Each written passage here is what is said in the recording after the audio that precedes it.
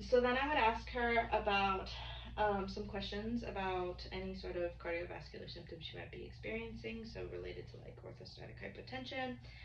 So I would ask her, do you ever feel dizziness when you change positions too quickly, if you stand up or sit up too quickly? Yes. All right. And then I would PQRSTU all about that. So ask her more questions about it, make sure I get the full assessment about it. So do you ever have any trouble breathing at night? Like you wake up and you can't catch your breath? No. Okay, so she does not have any paroxysmal nocturnal dyspnea. How many pillows do you sleep with at night? I sleep with one pillow. One pillow.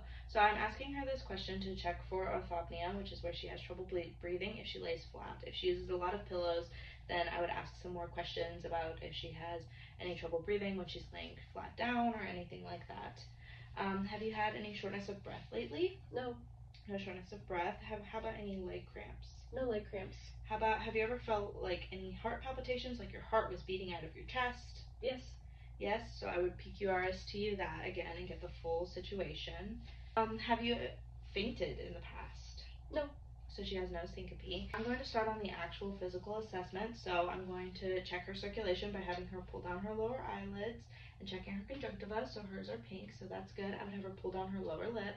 Hers is also pink, so that's good. I would also check her palms and her nails for any circulation problems. And while I'm here, I can check her capillary refill. So I press down her nail until it blanches and wait for it to turn pink again. It should be less than 3 seconds for good capillary refill.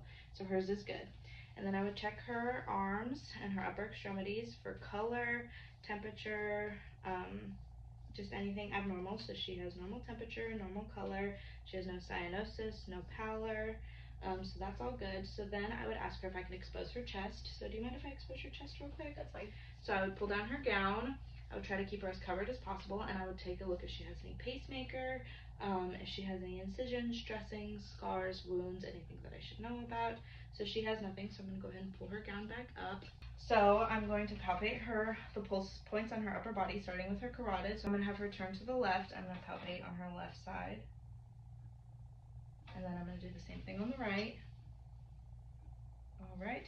And then the rest of her pulses I'm going to do bilaterally. So I'm going to have her stick out her arms like this, and I'm going to check her brachial pulses. Okay. And then I'm going to check her radial. And that is all good. And I'm going to go ahead and get started on auscultating her heart sounds. So I'm going to be listening first to her S1, which is down here at her apical pulse, and then S2, which is up here at her pulmonary valve. So I'm going to listen to your heart. Is that okay? Mm-hmm. So ideally, you would want to get under the shirt and directly on the skin, but for this purposes, I'm just going to go under her gown. So I'm going to ask her, is it alright if I pull up your gown and put the stethoscope on your skin?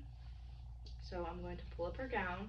I'm going to listen here at her apical pulse, and then right up here at her pulmonary valve. And then I'm going to flip my stethoscope around and listen to both with the bell again. So I'm going to listen right here at her S1 and up here at her S2, using her gown to provide privacy. So after I did that, I would then go through and listen to all the rest of her pulse points, starting with her aortic and moving all the way down back to her apical. So I'm going to go under her gown again, and I'm going to listen with my diaphragm. Listen there, and there, and then at Erb's point, her mitral, and her apical. So that all sounds good. And I would flip it back over and do the exact same thing with the bell of my stethoscope. So I would listen at all of her pulse points, her Erbs, mitral, and apical. And then while I have my stethoscope in my hand, I'm going to check her brachial pulse and her apical pulse at the same time to make sure that there's no delay from when I hear her apical pulse and I feel it in her brachial. So I'm going to put my stethoscope down at her apical pulse and ask if I can feel on her brachial. So I'm going to have her stick her arm out, and I'm going to feel her brachial pulse and listen at the apical. So they're equal, so there's no delay there.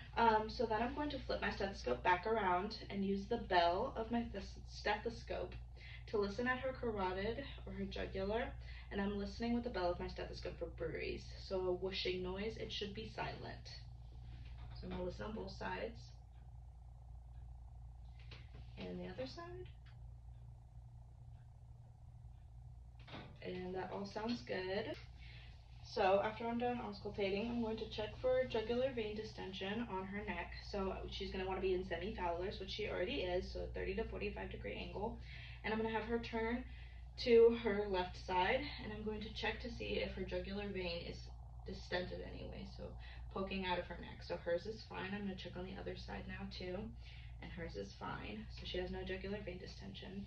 So that is it for her upper body. I'm now going to move to her lower body, and I'm going to ask, do you mind if I pull up this blanket? No, pleasure.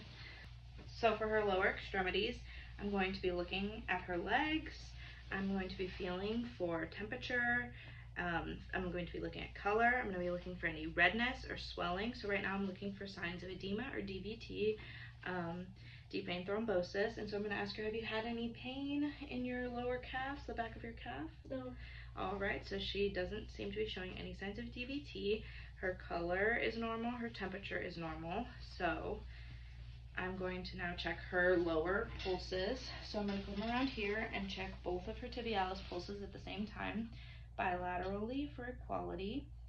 So hers are good. And then I'm going to go through and check her pedal pulses bilaterally, and hers are good too. I'm going to check the capillary refill on both of her feet. So I'm going to check one toe on each foot for capillary refill, and same as the hands, it should blanch and then be about less than 3 seconds before it becomes pink again. So I'm going to cover her legs back up.